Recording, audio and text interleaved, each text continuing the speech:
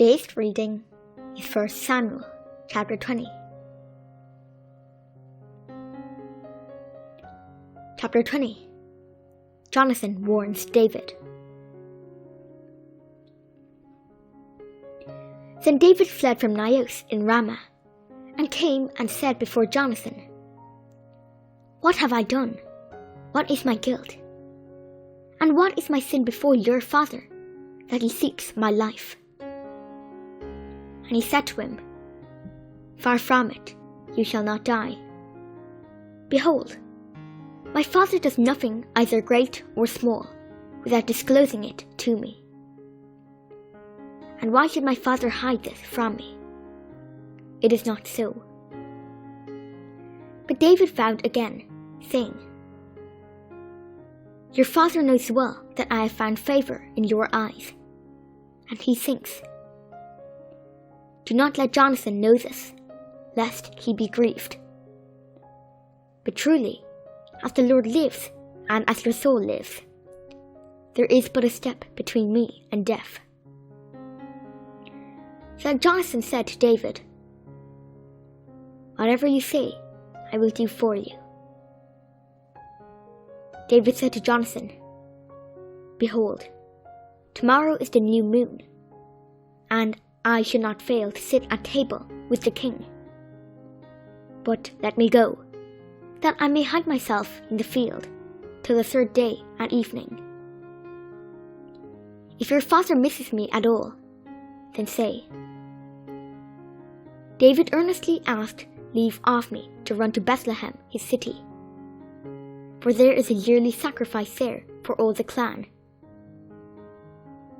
If he says, "Good, it will be well with your servant," but if he is angry, then know that harm is determined by him. Therefore, deal kindly with your servant, for you have brought your servant into a covenant of the Lord with you. But if there is guilt in me, kill me yourself, for why should you bring me to your father?" And Jonathan said, "Far be it from you. If I knew that it was determined by my father that harm should come to you, would I not tell you?" And David said to Jonathan,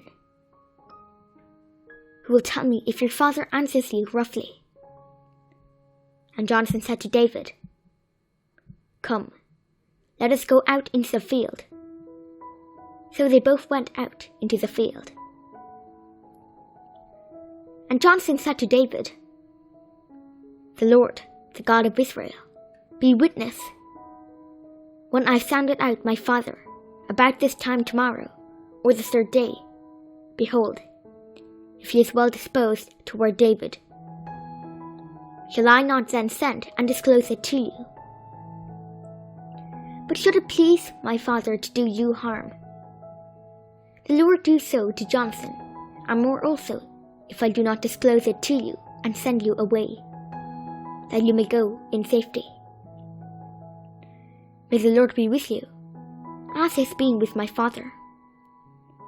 If I am still alive, show me the steadfast love of the Lord, that I may not die.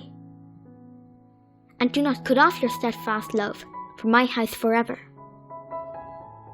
When the Lord cuts off every one of the enemies of David from the face of the earth." And Jonathan made a covenant with the house of David, saying, "May the Lord take vengeance on David's enemies." And Jonathan made David swear again by his love for him, for he loved him as he loved his own soul. Then Jonathan said to him, "Tomorrow is the new moon, and you will be missed, because your seat will be empty. On the third day, go down quickly to the place where you hid yourself when the matter was in hand, and remain beside the stone heap.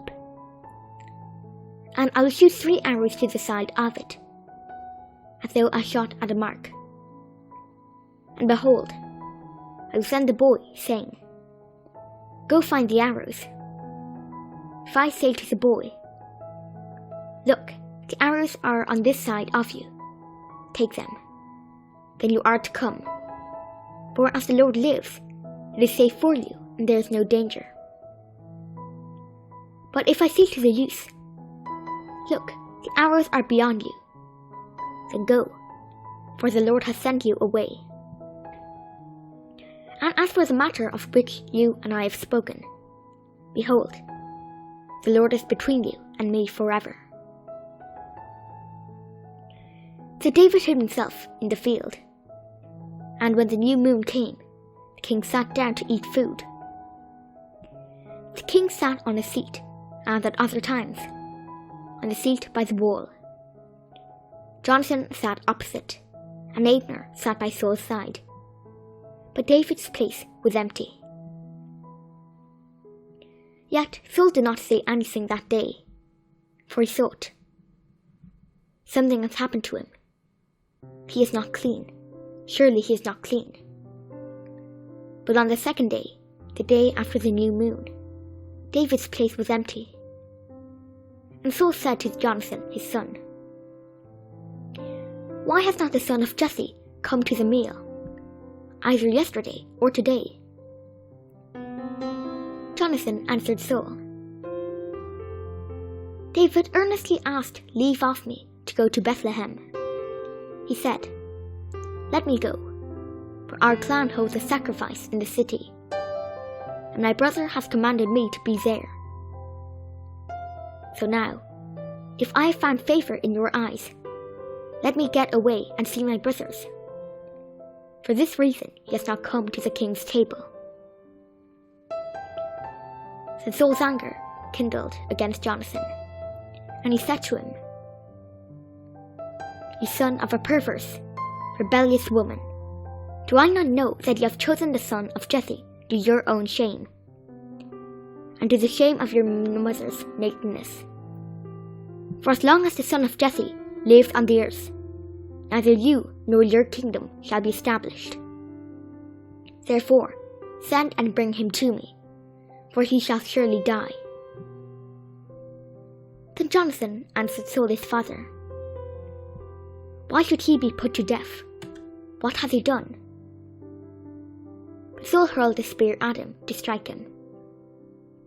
So Jonathan knew that his father was determined to put David to death. And Jonathan rose from the table in fierce anger, and ate no food the second day of the month, for he was grieved for David, because his father had disgraced him. In the morning, Jonathan went out into the field to the appointment with David, and with him a little boy. And he said to his boy, run and find the arrows that I shoot. As the boy ran, he shot an arrow beyond him. And when the boy came to the place of the arrow that Jonathan had shot, Jonathan called after the boy and said, is not the arrow beyond you? And Jonathan called after the boy, hurry, be quick, do not stay. So Jonathan's boy gathered up the arrows and came to his master. But the boy knew nothing. Only Jonathan and David knew the matter. And Jonathan gave his weapons to his boy and said to him, go and carry them to the city. And as soon as the boy had gone, David rose from beside the stone heap and fell on his face to the ground and bowed 3 times. And they kissed one another and wept with one another, David weeping the most. Then Jonathan said to David, go in peace, because we have sworn both of us in the name of the Lord, saying, the Lord shall be between me and you, and between my offspring and your offspring forever. And he rose and departed, and Jonathan went into the city.